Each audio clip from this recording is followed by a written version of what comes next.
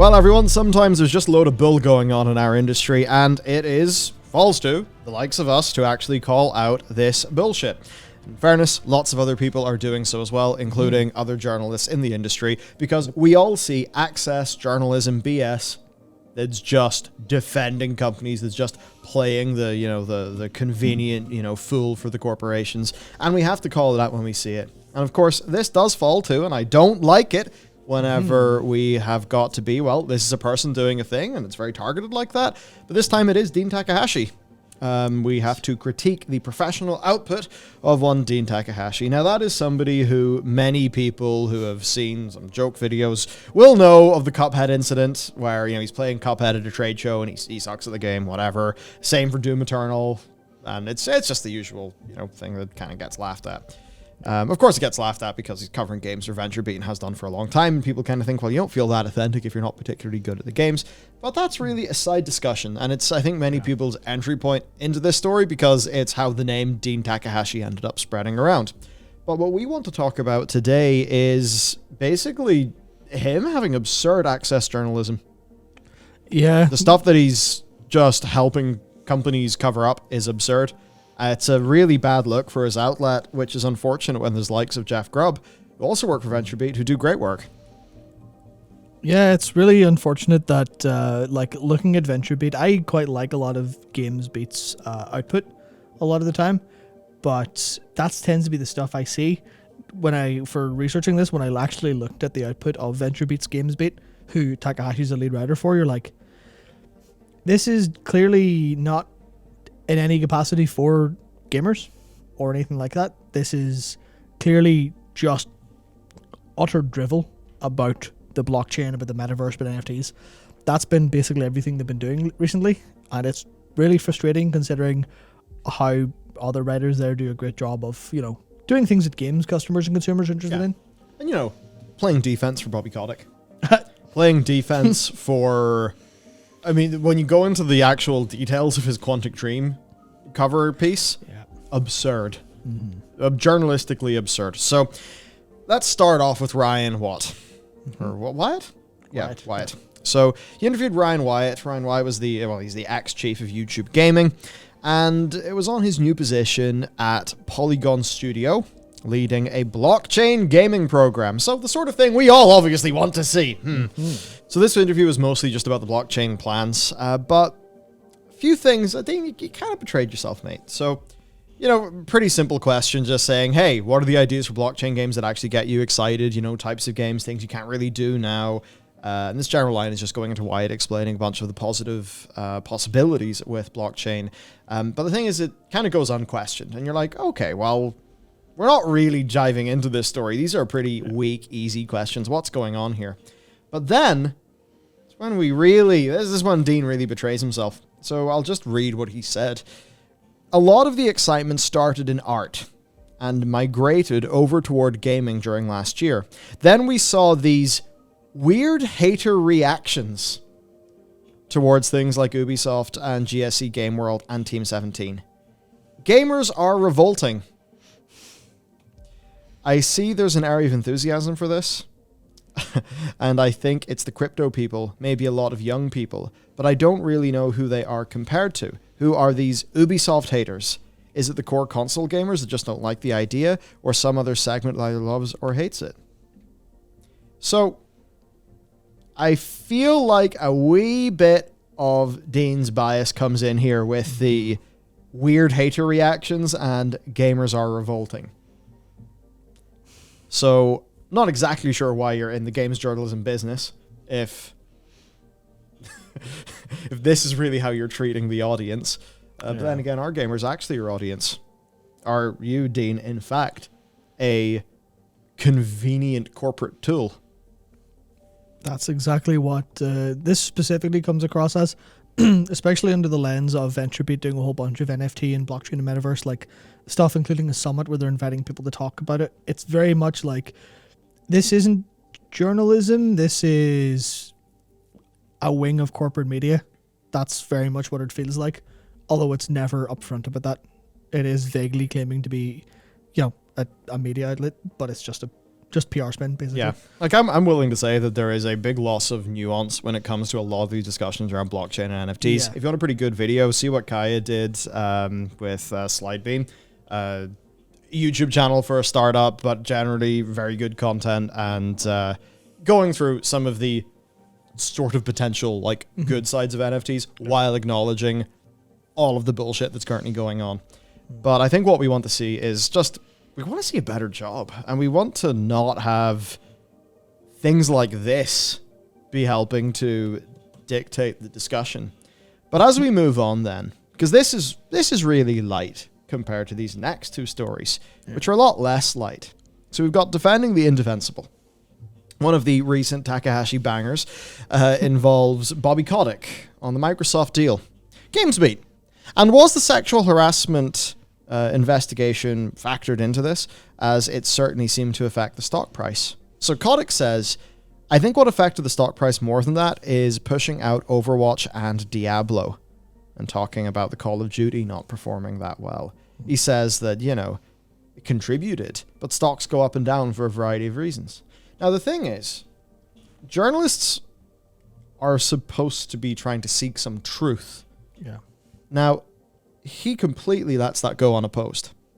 Yeah, there's no challenging it at all. Literally just, oh yeah, sweet, let's, I think he moves on immediately to talk about the antitrust stuff. Yeah. And it is an edited transcript, so there's a slight possibility he asked and didn't get anything useful out of it. But as far as we're concerned, there's a case of, oh, yeah, this statement from Bobby, which everyone who's, you know, following the story goes, well, Overwatch and Diablo were delayed substantially. Obviously, they lost their directors because of, you know, Jeff didn't leave because of this, but, you know, it was the kind of cultural issues seemed to have sort of pushed them a little bit out. And then Diablo lost his director for what we believe, based on the timing and stuff, is related to the investigations. And it's just like, no, it's different. And that's nothing to do with that. Don't worry about it. Am I correct in saying that they themselves acknowledge that changes in team leadership were a contributing factor? So that's the thing. Yep. He's actually allowing Bobby to smooth over the faults that Activision themselves have admitted.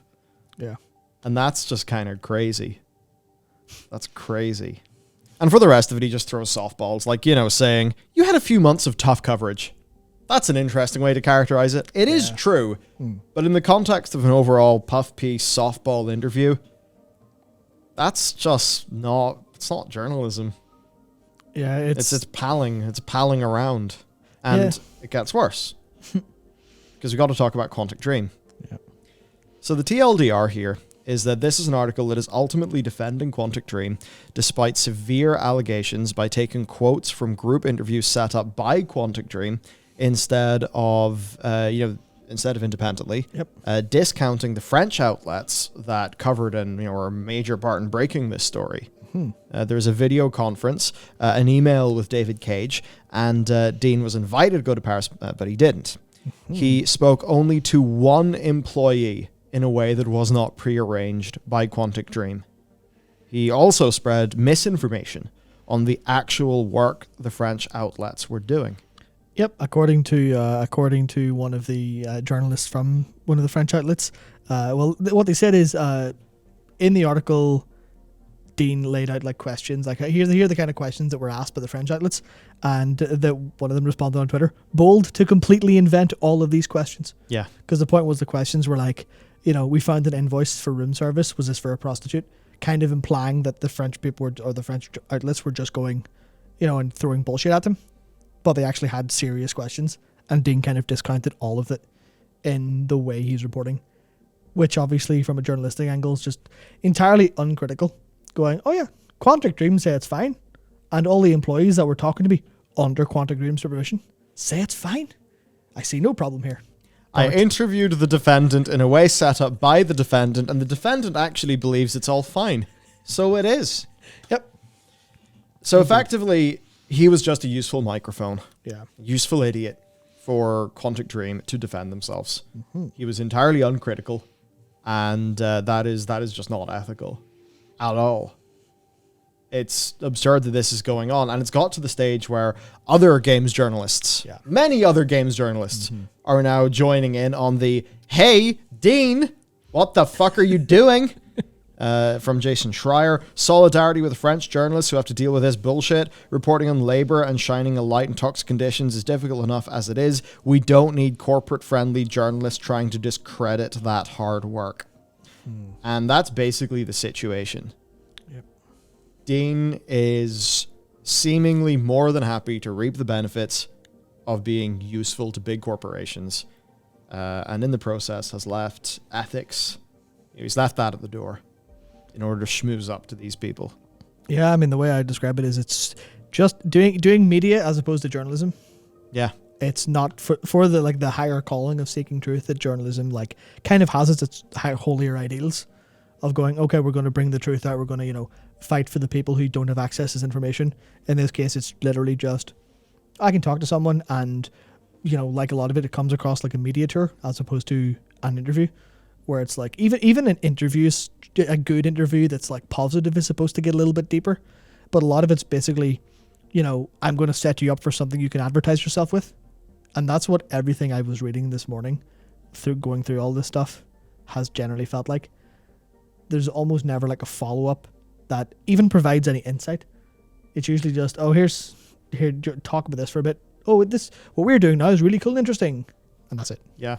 And, of course, following the money Yep. is a decently useful part of journalism. And I suppose Dean does follow the money. He maybe just doesn't know what people actually mean when they say follow the money. Just hoovers it up. Yeah. In general, GamesBeat is posting loads of just super positive, uncritical stuff about blockchain and NFTs. Which, of course, it's GamesBeat under VentureBeat. Yeah. And this is one of those things. They're kind of writing for that audience. Yeah. Right? But then it's awkward when, obviously, you see these media tour feeling things, as you pointed out, where it's not critical. It's not mining any useful information. It is just letting them run their nice, prearranged, almost certainly media-trained message. And I think that is a bit of an ethical issue, because you can't really look at that stuff and then also see things like gamers are ready for NFTs, whether they know it or not, a sponsored article. Yeah. This is just untenable. We do have to say, we're being specific to Dean Takahashi and what's going on there under, VentureBeat. He is like the lead, Lead writer, on that. So a lot of it does fall to him. Now, Jeff Grubb, generally, way better work. Yeah, it's a case where Takahashi's definitely, especially if you look at obviously the Cuphead stuff, the Doom Eternal stuff, playing on easier difficulties, not extremely good at video games. Clearly not like coming at it from a gamer's perspective, but coming at it from a business person's perspective, because he was a tech journalist for a long time, I think 8 years maybe, before he moved into games. So it's more bringing that kind of energy to the game scene as opposed to more on the ground level gamers and games first sort of thinking. Which is where someone like Jeff Grubb, also working for GamesBeat, comes in. And even just following Jeff on Twitter, you can tell, plays a lot of games, has a whole bunch of fun with the audience, hosts a bunch of podcasts, and talks very openly about what he's heard from sources. So very much more, this is the kind of person I think doesn't do a whole bunch of deep ethical looking into, it doesn't do what Jason Schreier does and start cracking out a lot of labor stuff, but just kind of more on the ground game level stuff, which is... It's a different line of work, but it's a lot more palatable and interesting to actual gamers. Yeah, absolutely. And, when he goes to talk about NFTs, you've got words like useless and incompatible with decades of game design and could diminish games as we know them. So I suppose Jeff is our guy in VentureBeat, and we need to watch out for that Dean, unfortunately, because what he's doing covering up that Quantic Dream stuff is just not right. Yeah. Sure, do a few softball questions, but when you get into the stage of spreading disinformation about the other journalists and mischaracterizing their work in order to defend a company that is facing extremely serious allegations, what the fuck are you doing? Yeah, I mean, the thing that really got me about that story was that he was invited to Paris but didn't go. And I think, obviously, to be fair, he did say that in the interview or in the article and stuff, but you have to think, well, they're inviting me to travel the world to go to where they are for an interview that could just take place over the phone or whatever else. What does that imply? Does that imply that they're willing to put me up at a nice hotel? Hang on, are they trying to bribe me for a story? this is now, I'm now going to take this a bit more seriously. I have a story. Yep. And I actually can't say what game it is because it's a game that you've almost certainly heard of, especially if you're a PC gamer, and it is a major AAA title. But I basically know of the story of, okay, we're going to take these journalists to Vegas and we are going to get a 90%. You have this amount of money in the card, away you go. And that is exactly what happened. There was gambling, there was prostitution, the whole 9 yards occurred. And at the end of the day, they did secure it. And I've heard this from somebody who was, played a vital role in securing that 90% for the holder of that IP. And this is the sort of thing that went on rampantly in the older days when it was just it was like enthusiast press and everyone's just, clamoring for review code and stuff like that. Yeah, it's the whole issue of access journalism as it comes about. Yeah. Yeah. So, look, this is just access journalism, just a load of bullshit. Yep. And for a really good example of this, of course, Giant Bomb existing. Yep. Right? Indeed. Like Jeff Gerstmann fired from GameSpot because he gave Kane and Lynch a bad review. And it wasn't even it was a bad review, but it was I think the word was fair, which is obviously in a world of you want a 9 out of 10 for your game, not going to work. Yeah. Now IDOS was running advertising on on them, and they basically said, get rid of Jeff. They did. Same almost happened over Ratchet and Clank, and that's actually some bullshit that I don't think it happens as much now. No, because the power dynamics have changed, but it did happen back in the day. But we're seeing echoes of that era kind of be carried forth in Dean, and that's why I just felt it was important that we cover this, because there's the talk of like ethics in game journalism and stuff like that, and I think if we care about ethics in game journalism, then we have to see Dean Takahashi covering up rape allegations and spreading misinformation about them. That's obviously not ethical journalism, is it? So we have to call it out. It is what it is. Yeah, I think it's interesting because we've moved very much to a more modern form of this, where it's no longer, well, there's still the access issues to concern yourself with, where I guess an example is when embargoes are happening, when early access codes are going out, there's still the fear that, as an example, say you didn't really give, I'm trying to think of an example from Bandai Namco. Say the Demon Slayer game got a terrible review from your outlet, or something like, you really dragged them over the coals for delisting Jump Force, because that was just a game that got pulled because it wasn't good enough, and just sort of the rug out from under existing players. Then Bandai Namco, who obviously, they publish a lot for FromSoft, what if they're just like, we'll just put a little X beside your name here, and you're not going to get Elden Ring. You're not going to get an early code for Elden Ring, which means possibly the biggest event of the year in video games, especially online and among PC gamer stuff. You're not going to get in there at all. That's a thing that can still happen. I think it does happen less, though, compared to what we'd see from, I mean, I guess the last 10 years, looking at like the likes of Polygon, Kotaku, and them going for like the rage click. Yeah. It's kind of it's the same fundamental thing where the economic situation means they're not doing their job perfectly. They have to focus on the economic side of things first, and you can see where that goes wrong. And this is just another case where you need the money, you need the access. Well, then you're going to be a PR mouthpiece for the sake of making sure your organization and your job survives, and that's just not how it should be. But yeah, so look, that's that. We just wanted to bring a light to this. Yeah. Obviously we do have our opinions in this. I think that's pretty clear. You can come to your own determination on it. But I think for most of us, it's probably not all coming up Dean right now. No. But look, and it's not just Jason Schreier calling him out. It's lots of his, fellow journalists. And that's that. I mean, it's not the sort of story I can be like, oh, wow, look, this is exciting and cool. But, nonetheless, it is important, and we should be aware of these things. Whenever you see a headline, you got to think what's going on behind it. And if you see a story, you've got to think about, how did that come into being? What was the actual process behind that? And certainly you look into that Quantic Dream one, you think, wow, that's relevant. So there you go. That is the Takahashi situation. You may know him because he's not particularly good at Doom Eternal or Cuphead. There's actually a far more important thing going on, and now you know what that is. Yep. So we will take our leave, Have a nice day, and of course, there'll be much more on the channel soon. See you next time.